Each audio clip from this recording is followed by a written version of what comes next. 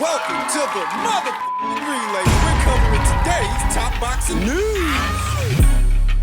Okay, we'll start with this. Skye Nicholson explains decision to drop Olympic aspirations to remain in the pro ranks. This was a conversation for a while whether or not Skye Nicholson would return to the amateurs. It appears she has made her decision and she is deciding to stay in the pros. It was a really hard decision to stay pro, but it was just something inside me, said Nicholson. It's hard to explain. When I turned pro, I was 100% always looking at the Paris Games in 2024. My time at the Olympics was cut short, maybe controversially. It was a close decision, but a lot of people thought I won and deserved the medal, so it was hard to just let go of that and move on. I've had a whirlwind year and a half as a pro.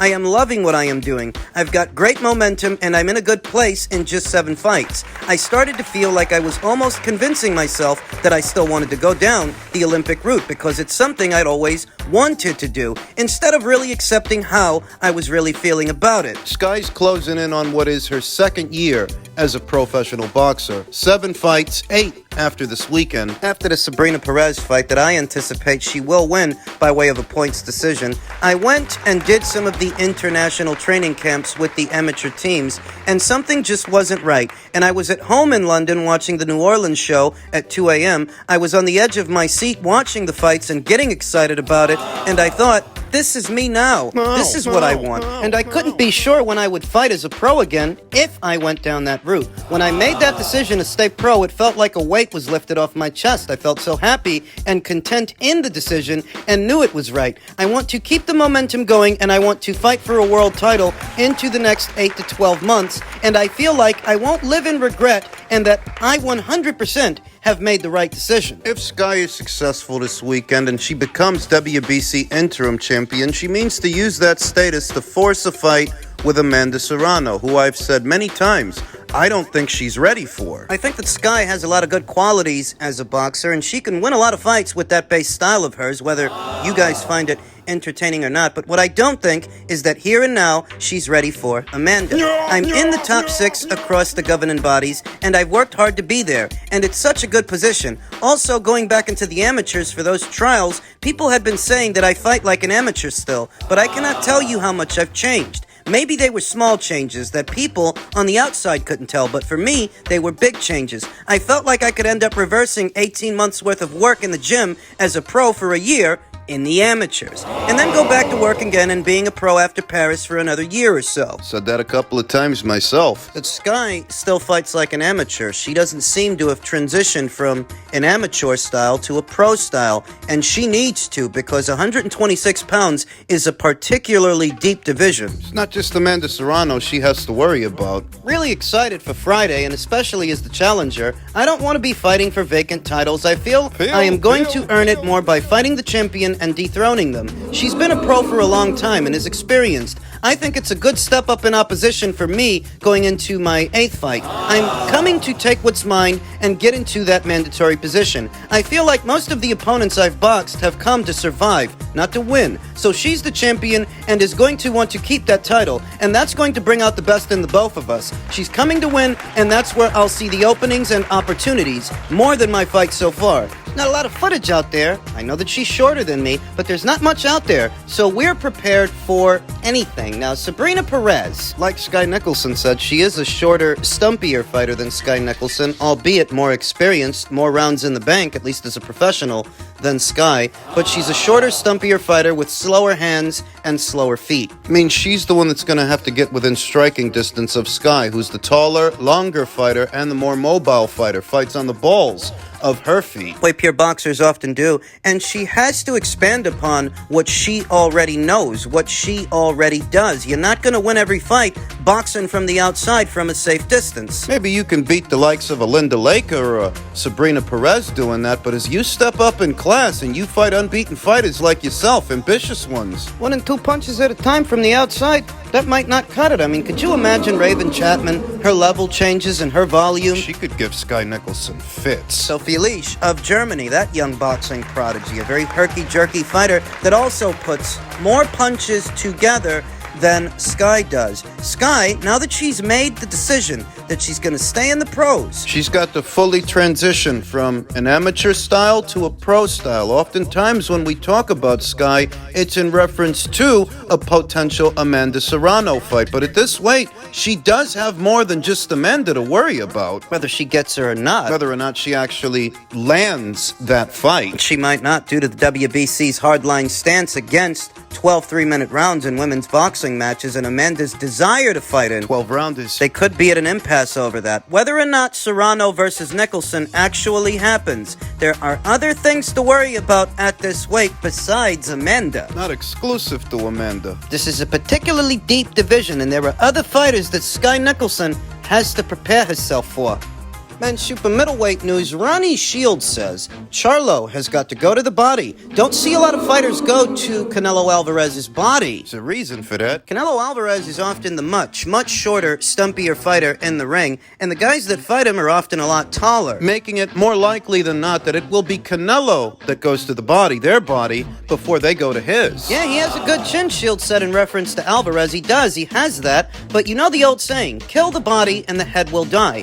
Charlo has got to go to the body. You don't see a lot of fighters go to Canelo's body, and because they know that you have to get close enough to do it, so they're gonna have to devise a scheme to where he can get in some body shots and possibly, just wear Canelo down just a little bit so he can hit him on top. Easier said than done because, like I said, Canelo's often the shortest, stumpier fighter in the ring. Landing the head punches is hard enough with Canelo Alvarez staying off the line and fighting on a swivel, slipping, rolling, and riding punches. Going to the body, It's even harder. because not only do you have to get in close enough to where you can land those body shots, but you're running the risk of being countered in doing so. You go for a body shot, that side of your face ain't protected. And at that range, Canelo Alvarez likely has the faster hands as opposed to the man opposite the ring. In any event, Jermell Charlo is coming to shake the doubters off, show the world why I was put into this position. It seems to me that it's more of a right place, right time kind of deal. He was in the right place at the right time. When you've got the right people operating the system and handling the business on the other end, it always makes it the right moment. Charlo told co-hosts Ray Flores and WWE wrestling legend Booker T during a virtual media workout on Monday in Houston. Now is the right moment. We're both 33 years old. We're at our prime, at our best, at our fastest, our strongest. I don't imagine that Jermell is going to want to spend a lot of time in the pocket with Canelo anyway. To try and get off the body shots that Ronnie Shields was describing. At that range, that proximity to Canelo, that gives Canelo the advantage. At that range, the shorter, stumpier fighter with the shorter arms has the advantage. For Jermell, who's taller and longer, It's counterintuitive. to be that close to Canelo and trying for body shots, if you're that close to Canelo, it makes it that much easier for him to string together combinations and get off body shots of his own. Oh, you're trying for yours. Canelo is coming to bounce back from anything people are doubting him. I'm coming to put on, shake the doubters off, and show the world why I was put into this position. Undisputed champion versus undisputed champion. What is Jermell Charlo's good fortune? That he's landed the most sought-after fight with the most sought-after fighter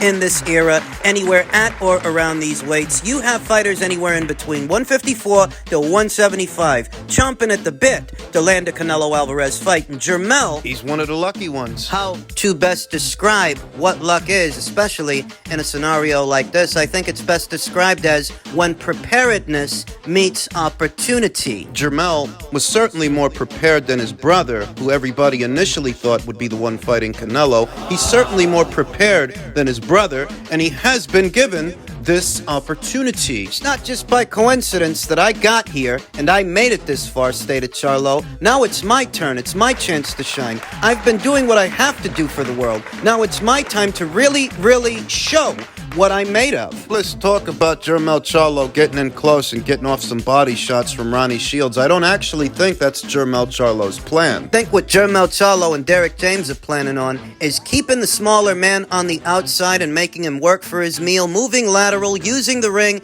and staying behind the jab. An outside fight, not an inside fight. Jermell Charlo states, I'm amongst the Hall of Famers already, a subject of some debate in recent weeks. Yeah. Does Jermell Charlo Charlo have what it takes to make it into the Hall of Fame, based on what he's done already and what he might do. Opposite the ring, Canelo Alvarez, Jermell said, "I'm amongst the Hall of Famers already." His Hall of Fame credentials can be debated until the cows come home, but whether he takes it or not isn't the number one thing on his mind. On one end, you say that Jermell Charlo is the first undisputed champion the junior middleweight division has seen in the four-belt era, and that gives him a decent argument. It's on one end. On the other side of that argument, on the other end, how good were any of his opponents? I've seen it said in some circles that while he is an accomplished fighter, his quality of competition really ain't nothing to write home about. I've seen that said in some circles by some individuals. Even if I don't necessarily agree with them, that's what they've been saying. Not dissimilar to what they said about Terrence Crawford's undisputed run at 140. I saw people tearing down his quality of competition for years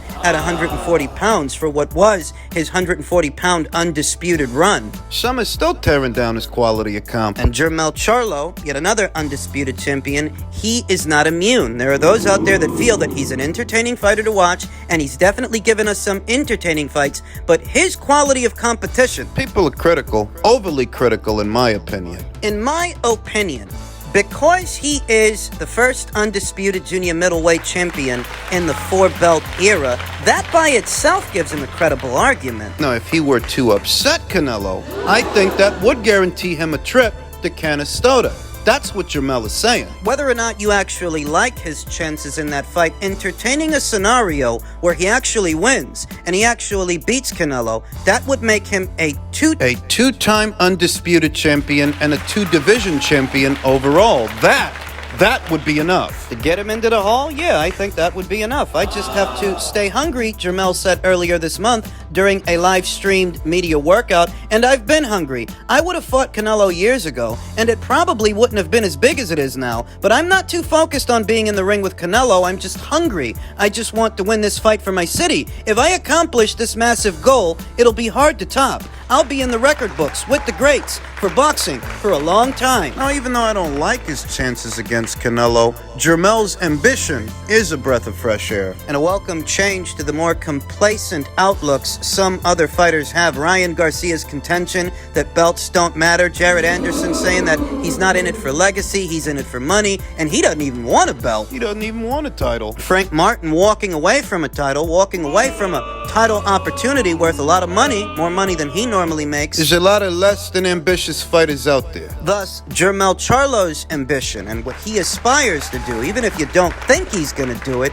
his perspective, his outlook, is still a welcome change from the complacency and lack of ambition that we see in some other fighters. At least he's trying to make history. At least he's trying to do something, and he's not just showing up for a check. Not just. There's an obvious financial incentive in fighting Canelo Alvarez. We all know that. But it's not like Jermell waited for Canelo Alvarez and this fight to roll around to start fighting for all the marbles, all the belts. He already fought for all the belts at his own weight. Now he's doing it again. I don't think it's going to work out for him, but credit to him for trying.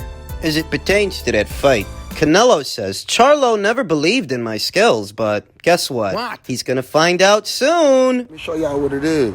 Why y'all don't make Canelo versus Charlo? Fuck y'all talking about, nigga. Somebody put that shit together. Lil Charlo will fight anybody. Nigga, I ain't never done no smoke, nigga. Yeah. Undisputed versus undisputed. That could be a big thing in boxing. It's a lie? Yeah, lie, man. Yeah. Come talk some shit. Come get on there. Get on there, kid. Oh yeah, my nigga lie. I think it's the perfect time right now, Alvarez told PBC's Ray Flores. He's undisputed in his weight class, and I'm undisputed. And he's calling me out for a long time, and I hear that he's talking a lot of things, and I never forget, no. He said Canelo's going down, and Canelo can't do this, and Canelo can't do that. He never believed in my skills, but guess what? He's going to find out soon. So I'm very excited for this fight, because he and his brother never believed in my skills, and that's one of the things that motivate me for this fight. I'm very excited because it's almost here. Charlo is 4 inches taller than Alvarez, But he hasn't weighed in at more than 155 pounds for any of his 37 professional fights. He will also end a 16-month layoff when he enters the ring to face Alvarez and will fight for the first time since he fractured 2 bones in his left hand during a sparring session a few days prior to last Christmas. And the thing about it is, in spite of all these circumstances, it was Jermell himself earlier this year, in May, that was calling for this fight. Careful what you wish for. Fuck it, nigga. That bitch can't beat me with that shit. His last performance, that bitch can't beat me. Yo. That's all I want in life. I just want to show a little bit of y'all that I do exist.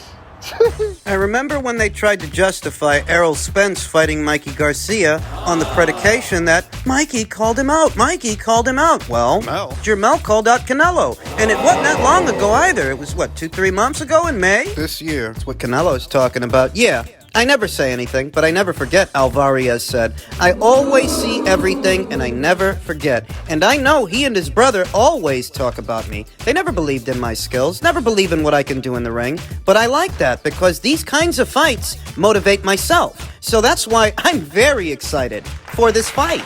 It's very easy to pick apart Canelo's performances and how he looks with these opponents when you're not the one fighting them. You're not the one at 175 with Dimitri. For all the guff they give Canelo Alvarez for losing to Dimitri Bivol, which one of the fighters that these guys support decided to go up and show Canelo how it's done? Which one of the fighters they support is stepping up to the plate to take on Dimitri? Because last I checked, he can't even find a fighter to fight him. It's easy to pick apart how Canelo Alvarez looks with these guys when you're not the one fighting them. You're not fighting Dimitri Bivol at 175, you didn't fight Golovkin at 160, and you're not fighting John Ryder at 168. You talk about the schedule he's on and the fighters that he's fighting like it's easy when you're not the one doing it. None of these guys are. That being said, I admire Jermell Charlo's ambition and what he aspires to do, but I also understand that you wanted this. You asked for this, and now you've got it. So whatever happens to you as a result of that. Your fans wanted this. Weren't they the ones saying that Canelo's avoiding the Charlo brothers? Weren't they saying that for years? What do you got, amnesia? How many videos from how many content creators here on YouTube made the claim that Canelo is avoiding the Charlos? I saw him. Isn't this what you wanted?